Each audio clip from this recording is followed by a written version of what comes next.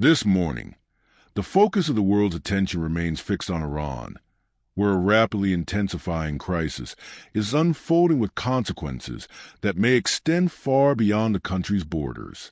For weeks now, demonstrations against Iran's ruling theocracy have continued to grow rather than fade.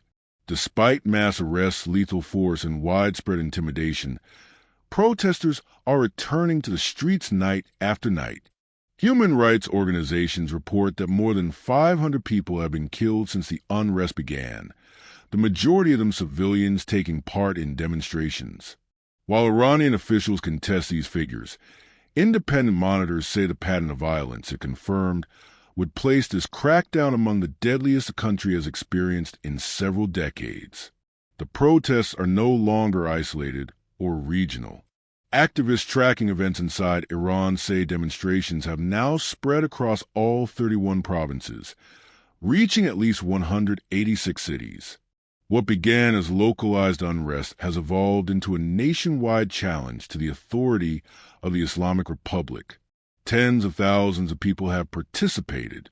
More than 10,000 have reportedly been arrested and are now being held in detention facilities across the country, many without formal charges or access to legal counsel. As the death toll has risen, so too has international concern. Over the weekend, large demonstrations erupted outside Iranian diplomatic missions across Europe. In London, crowds gathered outside Iran's embassy, chanting slogans against the regime and expressing solidarity with protesters inside the country. In a moment that quickly spread across social media, one demonstrator scaled the embassy building, removed the official flag of the Islamic Republic, and replaced it with Iran's pre-revolutionary flag. The act was symbolic, but its message was unmistakable: a rejection of clerical rule and a longing for a different political future. Similar scenes were reported in Paris, Berlin, and other major cities, as members of the Iranian diaspora joined the protests. These demonstrations underscore the global dimension of the crisis, highlighting how events inside Iran are resonating far beyond its borders. Inside the country, the response from the Iranian government has been uncompromising. State-controlled media has aired images of pro-regime rallies, portraying them as evidence of popular support. Officials have also broadcast funerals, which the government claims are for protesters killed during unrest, though little independent verification has been possible. At the same time, authorities have imposed repeated internet shutdowns, severely restricting communication and limiting the flow of information out of the country. Despite these blackouts, satellite connections and encrypted platforms have allowed some images and reports to emerge, including accounts of security forces firing live ammunition into crowds. Against this backdrop, the United States has escalated its rhetoric. President Donald Trump has publicly stated that he is weighing what he describes as very strong military options in response to the Iranian government's actions. According to the administration, the scale of the crackdown and the growing number of civilian deaths have prompted serious discussions about how the United States should respond. At the same time, President Trump has indicated that Iranian leaders have reached out to Washington to explore negotiations. The White House says preliminary contact has been made and that discussions about a possible meeting are underway.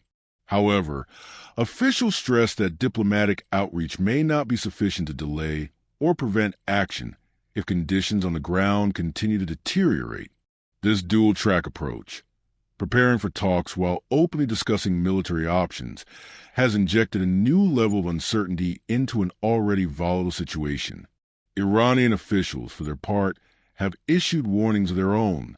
Senior figures in Tehran have stated that any American military action would make U.S. bases, ships, and personnel across the region legitimate targets. The message is clear: escalation would not be contained, and retaliation would follow. The regional implications are profound. Israel is closely monitoring developments, with security officials holding consultations to assess potential spillover effects. Neighboring countries are bracing for instability, while energy markets are watching nervously, aware that any conflict involving Iran could disrupt global oil supplies and send prices soaring. Beyond the immediate security concerns lies a deeper question about the direction of the Iranian state itself. The current wave of protests appears broader and more sustained than previous uprisings. Demonstrators include students, workers, professionals, and families, many of whom openly state that they feel they have nothing left to lose. Calls for reform have increasingly given way to demands for systemic change, signaling a potential shift in public sentiment that the regime may find difficult to reverse through force alone.